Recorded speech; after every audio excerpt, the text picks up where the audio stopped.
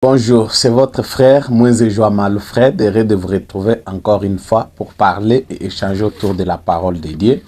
Ce soir, nous parlons du thème du divorce. Hier, alors que je méditais sur la parole de Dieu, j'étais particulièrement attiré par l'écriture de Matthieu au chapitre 5 à partir du verset 27 jusqu'en bas, et où le Seigneur parle du divorce, du mariage et du divorce.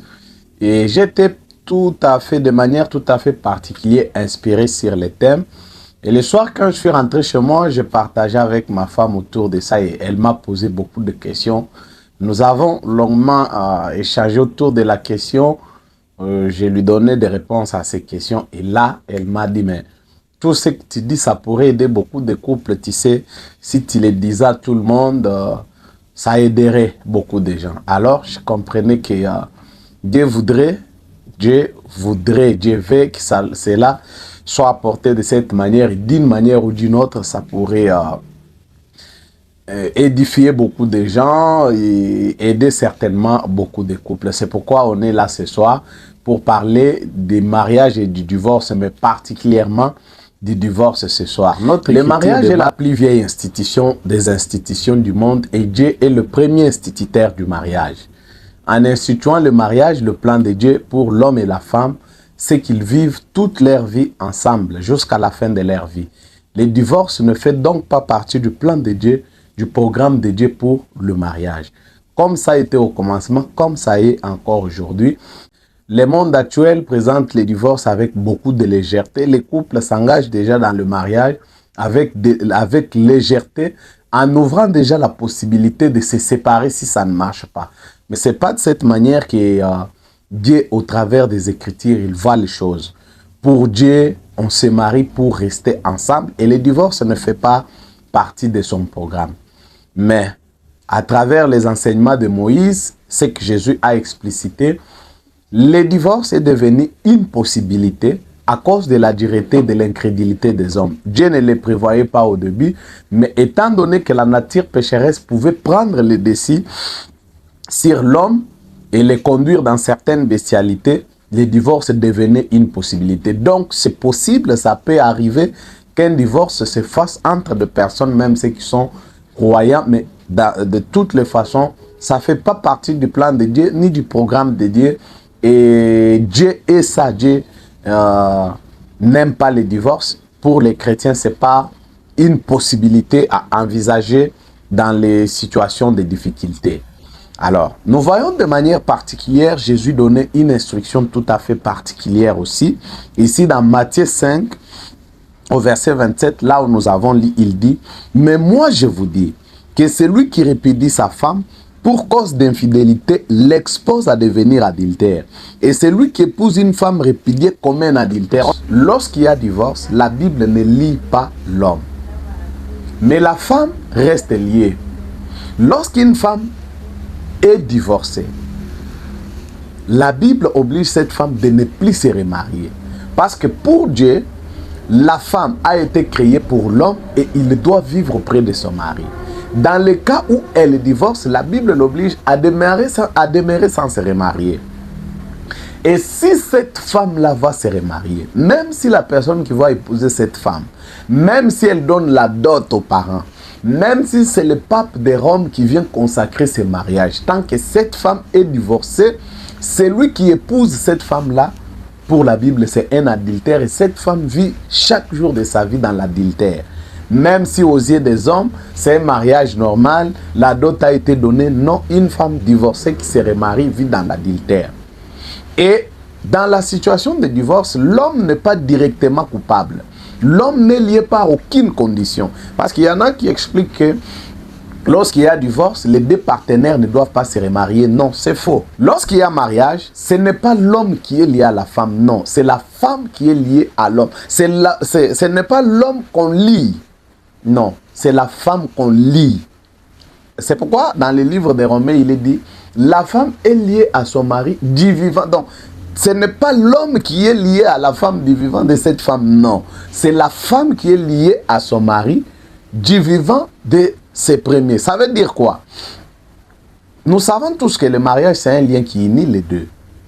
Mais le lien qui unit l'homme, c'est un lien de circonstance. En réalité, c'est lui qu'on veut lier, c'est la femme, et on les lie à l'homme. Le fait que la femme est liée à l'homme, l'homme est lié par circonstance, alors que la femme, elle est liée par le fait. J'espère que vous saisissez bien ce que je veux dire. C'est pourquoi, lorsqu'il y a un divorce, l'homme est toujours libre. Il peut se remarier, alors que la femme, parce qu'elle a été liée, elle n'a plus la possibilité de se délier de ce lien tant que son premier mari est encore en vie. La seule chose qui peut délier une femme du lien du mariage, c'est la mort du premier mari. Mais même si elle se sépare de son premier mari, elle demeure toujours liée. Alors que l'homme, il n'y a aucun lien qui les lie, que ce soit du vivant de sa femme, que ce soit de la mort de sa femme. C'est pourquoi, en cas de divorce, l'homme peut se remarier. En se remariant, il n'a pas commis un péché. Alors que la femme, si elle se remarie, elle commet un péché. Elle vit dans l'adultère. C'est pourquoi l'homme peut prendre 2-3 femmes et ce n'est pas un péché devant Dieu. Alors que la femme, si du vivant de son mari, elle prend un autre mari, elle est une femme prostituée adultère. Je veux que vous saisissiez bien cette idée. Si vous étudiez ce que la Bible dit autour du mariage, vous verrez que Dieu place l'homme toujours dans une position privilégiée par rapport à la femme. La raison, c'est quoi? C'est que Dieu n'a pas créé l'homme pour la femme, non. Dieu a créé la femme pour l'homme. Ainsi, dans le mariage, retenez que la femme est liée par les fêtes, par le mariage, elle est liée. Elle est en alliance. L'alliance, c'est l'homme qui établit l'alliance avec la femme. Tout comme Dieu établit l'alliance avec l'homme. C'est l'alliance de Dieu avec l'homme. Pour le mariage, mais c'est l'homme qui... C'est l'alliance de l'homme avec la femme. C'est pourquoi Jésus dit, c'est lui qui épouse une femme répudiée comme un adultère. Mais Jésus ne dit pas qu'un homme divorcé qui se remarie a commis un péché. Non, ce n'est pas un péché. Tout de même qu'un homme qui a pris 2-3 femmes n'a pas péché, et qu'une femme qui a pris 2-3 hommes du vivant de son mariage a péché. J'ai suivi le débat quand il y avait des gens, des députés qui proposaient des lois autour de la polygamie. Il y a eu des femmes qui ont dit, mais si vous autorisez aux hommes de prendre 2-3 femmes, dans ce cas, vous devez aussi permettre aux femmes de prendre 2-3 hommes. Bon, avec les droits des femmes aujourd'hui, ça peut sembler possible, mais avec la loi de Dieu, ce n'est pas possible. J'ai appris qu'en Afrique du Sud, c'est comme ça. La polygamie est autorisée, ça veut dire un homme peut prendre autant de femmes qu'il veut, une femme peut prendre autant d'hommes qu'il veut, mais ce n'est pas ça dans la pensée de la Bible. En disant tout ça, je ne suis pas en train de défendre ou de soutenir la polygamie. Ceux qui me suivent de près savent toujours ce qu'a été mon point de vue là-dessus. Mais nous établissons une vérité qui veut dire que l'homme n'est pas condamné. L'homme n'est pas condamné. Un divorce ne le lie pas à ne plus se remarier. Alors que la femme, une fois qu'elle est engagée dans le mariage, elle est condamnée. Même s'il y a divorce, tant que son mari est vivant, elle ne peut plus se remarier. Ce sont des vérités bibliques. Dieu place toujours l'homme dans une position privilégiée. Et vous allez remarquer dans les Écritures, ça, c'est important de noter ça. La Bible n'a jamais dit qu'un mariage, une femme peut répudier son mari pour telle raison. Non, la Bible ne donne pas à la femme la possibilité de divorcer de son mari. Ça n'existe pas. Ça n'existe pas. La Bible ne dit pas qu'une femme peut divorcer de son mari pas à cause de l'infidélité. La Bible ne dit pas. La Bible dit que c'est l'homme qui peut répudier sa femme à cause de l'infidélité. Ce sont des nuances, ce sont des précisions qui, quand vous étudiez la Bible, devraient être bien saisies. L'homme peut répudier sa femme, mais la Bible ne laisse pas à la femme aucune raison, même pas aucune possibilité pour laquelle il doit quitter son mari. Pourquoi? L'apôtre Paul continue et dit que la femme reste auprès de son mari. C'est la chose qui est dite à la femme, qu'elle demeure auprès de son mari. Mais si elle prend l'option de partir, la Bible dit en ce moment-là qu'elle demeure sans se remarier. Pourquoi? Étant donné la condition qui est imposée à la femme, étant donné que la femme, une femme mariée, est maintenant liée et condamnée, Dieu ne veut pas qu'elle se perde. C'est pourquoi Dieu l'encourage à rester auprès de son mari. Mais si les circonstances, si les conditions, si la manière dont les choses se passent contraignent la femme, l'obligent à partir, en ce moment-là, la Bible dit qu'elle demeure sans se remarier. Donc, lorsqu'il y a divorce, l'homme n'est pas directement coupable dans un divorce. S'il se remarie, il n'a pas péché, il n'est pas coupable. Alors que pour la femme, lorsqu'une femme, j'aime ce qu'un homme de Dieu, en Allemagne a dit, une femme qui prend l'option de quitter son mari, elle est sous l'effet, elle est sous l'influence de l'ennemi. Donc, nos sœurs, aujourd'hui, tout ce qu'on dit, ça peut paraître obsolète avec les droits de femmes et tout ça. On vous met beaucoup de choses dans la tête, mais comprenez que vous ne devez pas jouer avec votre mariage, vous devez honorer votre mari, rester dans votre mariage paisiblement et en paix. Ne pensez pas que, comme le monde pense aujourd'hui, je veux partir. D'ailleurs, il y a beaucoup d'hommes qui me cherchent, je veux partir. Non, tu peux partir. Tu peux aller te remarier et tout le monde va t'acclamer, mais devant Dieu, tu seras coupable. Parce que pour Dieu, la femme n'a pas droit de se remarier. Et vous pouvez perdre votre salut à cause de ça. Mais remarquez, si la femme, Jésus précise maintenant, où est-ce que la responsabilité de l'homme est engagée? Jésus dit, celui qui répudie une femme l'expose à devenir adultère. Ça c'est le point très important. Voyez la condition que Dieu impose à la femme.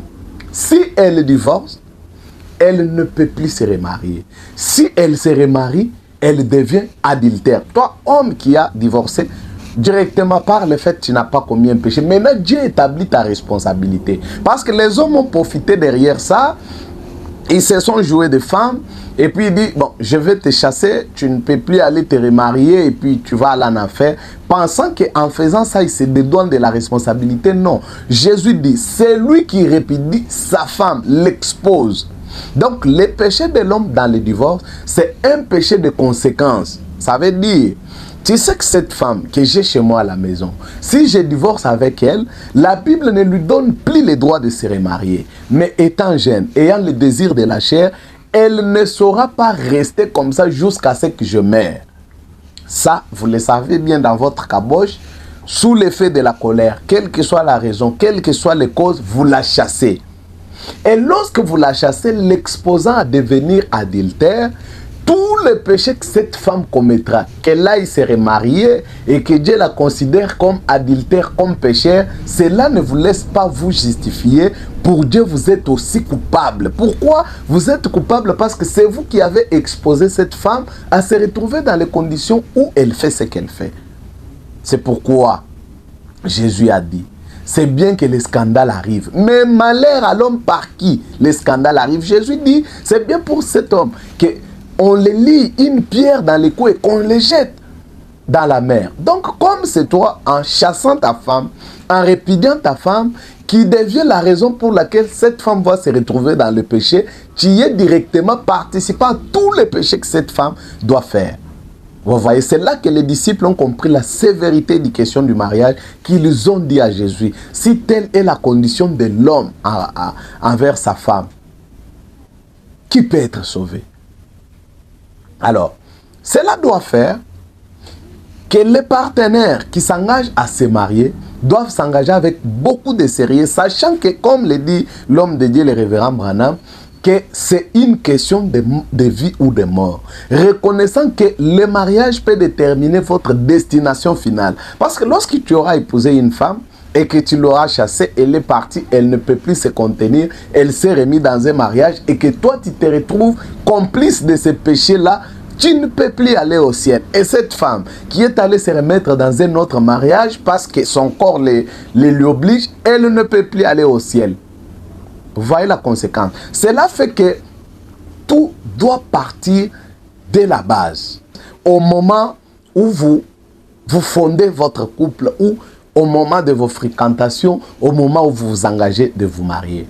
Ne décidez pas de vous marier avec une personne dont vous n'êtes pas résolument décidé de rester en vie, vivre avec elle toute la vie. Et c'est malgré tout ce qui peut arriver. Regardez. Aujourd'hui, les gens s'engagent dans le mariage en se disant, si ça ne tient pas, bon, on va se... chacun va aller de son côté. J'ai vu tout récemment une jeune fille qui m'a dit qu'elle a vécu avec son fiancé pendant, ils ont vécu dans les fiançailles environ 4 ans. Et quand ils se sont mariés, ça fait 1 année et puis ils ont divorcé. Donc aujourd'hui, la culture ou l'habitude, c'est que bon, on se marie comme si on essayait. On essaye, si ça tient, ça va. Si ça ne tient pas, bon, chacun va aller de son côté. Mais si nous saisissons la gravité du problème, on ne s'engagera pas dans le mariage avec cette légèreté. Lorsqu'on s'engagera, on s'engagera seulement avec une personne dont on est pleinement assuré que cette personne, je m'engage à passer ma vie avec lui, dans les bons comme dans les mauvais. Ça doit être une décision ferme, une décision vérifiée, une décision certifiée. Parce qu'une fois que vous êtes marié, vous n'êtes plus libre. Le divorce est une possibilité, mais ce n'est pas une possibilité facile. C'est une possibilité qui ne vous laissera pas sans conséquences. Une fois qu'il y aura divorce, il y aura des conséquences à assumer après ça. Sans parler des enfants qui vont commencer à errer de gauche à droite.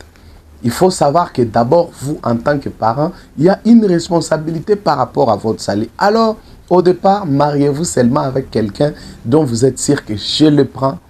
Je vivrai avec lui, je vivrai avec elle jusqu'à la fin. C'est ainsi que le mariage de nos parents ont traîné. Nous, aujourd'hui, qui nous marions, quand nous voyons nos parents, ils ont vécu 30 ans, 50 ans ensemble, vous devez toujours vous figurer que ce n'est pas parce que votre mère était une femme parfaite que votre père est resté avec elle toute la vie. Non. Votre mère était une femme comme ta femme. Ça, c'est très important. Dans les livres de Cantiques des Cantiques, les psalmistes, quand ils parlent, Salomon, quand il parle de la Silamite, il dit qu'est-ce ma sœur. Donc, quand tu as ta femme, premièrement, considère-la comme ta sœur, considère-la comme ta mère. Ta mère n'est pas une sainte. Ce n'est pas parce que ta mère est parfaite que ton père est resté avec elle. Ton père a supporté. Ton père a accepté des choses qu'il ne peut pas te dire. Et aujourd'hui, voilà, 30 ans, vous êtes âgé, vous êtes habile, vos parents sont toujours ensemble. Ce n'est pas parce que ton père est parfait que ta mère est restée là. Ça, il ne faut jamais l'oublier. J'ai parlé avec la femme d'un pasteur et elle m'a dit qu'une fois, elle s'est fait prendre la tête avec son mari. Elle a pris ses histoires, elle est rentrée chez elle et elle a trouvé sa mère. Elle a commencé à raconter sa mère ce que son mari lui avait fait. Et sa mère l'a regardé, lui a dit, ma fille, tu dois prendre tes histoires et rentrer chez toi. Ici, ce n'est pas chez toi, ici, c'est chez moi.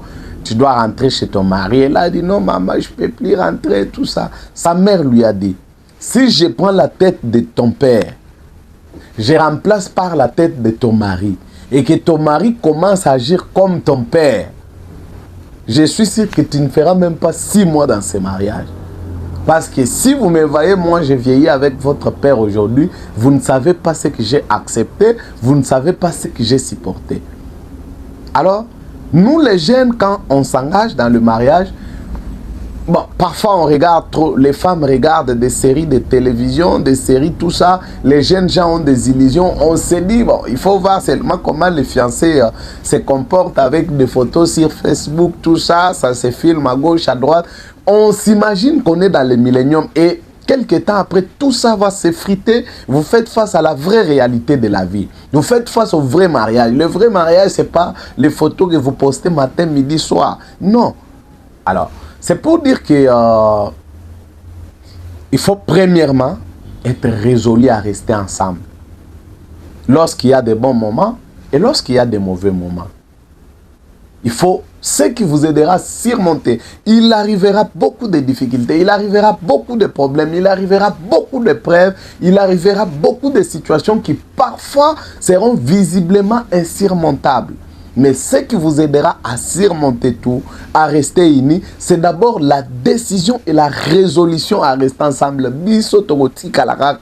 On sera ensemble. C'est cet état d'esprit-là, dès le départ, qui vous aidera à surmonter tous les problèmes qui pourront arriver. Et en faisant ceci, vous accomplirez le plan de Dieu dans votre couple. Vous savez, si Dieu unit les diables, sépare. Chaque fois qu'il y a un projet de divorce, ça ne vient pas de Dieu.